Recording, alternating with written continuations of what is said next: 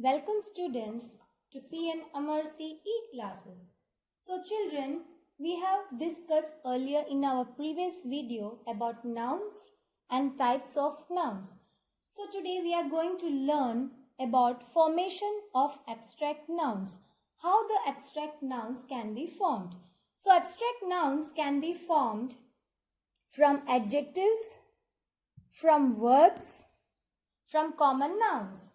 So from adjectives it is said here, brave will become bravery, high will become height. From verbs, know will become knowledge, judge will become judgment. From common nouns, child will become childhood, slave will become slavery. There are many ways to form abstract nouns. We will learn a few at first. So there are many ways to form the abstract noun. We are going to learn a few. Some nouns are formed by adding tion. That is, act will become action, attract will become attraction. Some nouns are formed by adding ment. That is, agree will become agreement, merry will become merriment. So, some of the examples are given here in the exercise. So, what you have to do is you have to form the abstract nouns from the words given below by adding ment. Appoint will become appointment, move will become movement, treat will become treatment, punish will become punishment, pay will become payment, amaze will become amazement. Some nouns are formed by adding ity. Equal will become equality, human will become humanity. So given below a few more words. From that, what you have to do is you have to form the abstract nouns by adding ity. Real will become reality, stupid, stupidity, curious, curiosity, active, activity, stable, stability. So other words, what you have to do is you have to read and understand it from the exercise. So some words change totally when they are used as abstract nouns. Some of these words are. So here you can see some words given in the table. So what you have to do is you have to go through these words and read it out. So in this, some words change totally when they are used as abstract nouns, right? Do will become deed. Hot will become heat. Wide will become width. See will become sight. Hear will become hearing. Feet, foot. Sit will become seat. Long will become length. Speak will become speech. Fly will become flight. High will become height. Proud will become pride. Think will become thought. Lose will become loss. Be careful with the words lose and loss. The meaning of both is different. The abstract noun are also different.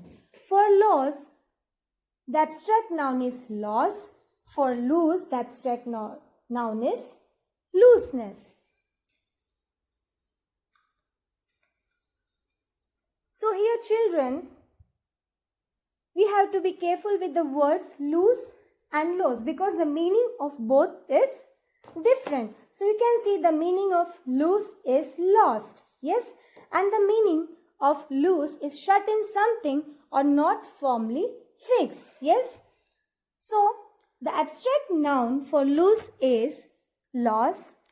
The abstract noun for lose is looseness. So what you have to do is you have to read the formation of abstract nouns carefully and understand it, right? So next, moving on to collective nouns. So children, I have earlier explained the collective nouns in the video, its definition and with the example. So here we are going to learn a few collective nouns, right?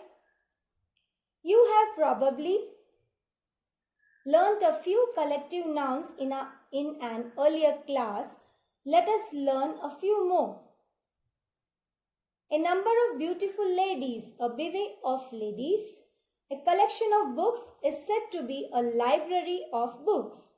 A number of directors of a company, a board of directors. A collection of arrows, a sheaf of arrows.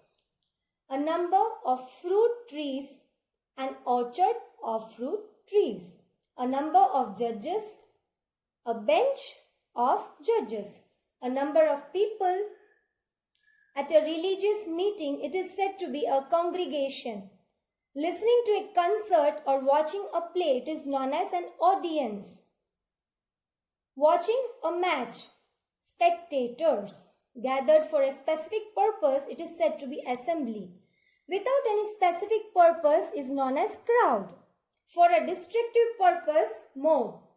For who are savage, a horde of savages. Playing a game together, it is known as a team. So, these collective nouns, you have to read it and understand it, right? Next, moving on to nouns. Countable and uncountable. Nouns can be countable or uncountable. So, what are countable nouns? Countable nouns are those that can be counted. For example, fingers, flowers, desks, copies, children. So, the nouns that can be counted are known as countable nouns. Fingers we can count. Flowers also we can count. We can count the copies and we can count the children also, right? We can use numbers for countable nouns. For instance, we can say 5 fingers, 2 flowers, 12 desks, 20 copies, 1 child and 14 children. So, in countable nouns, we can use numbers, right? For example, it is given here, we can say 5 fingers, 2 flowers, 20 copies, 1 child and 14 children. So next, what is uncountable noun?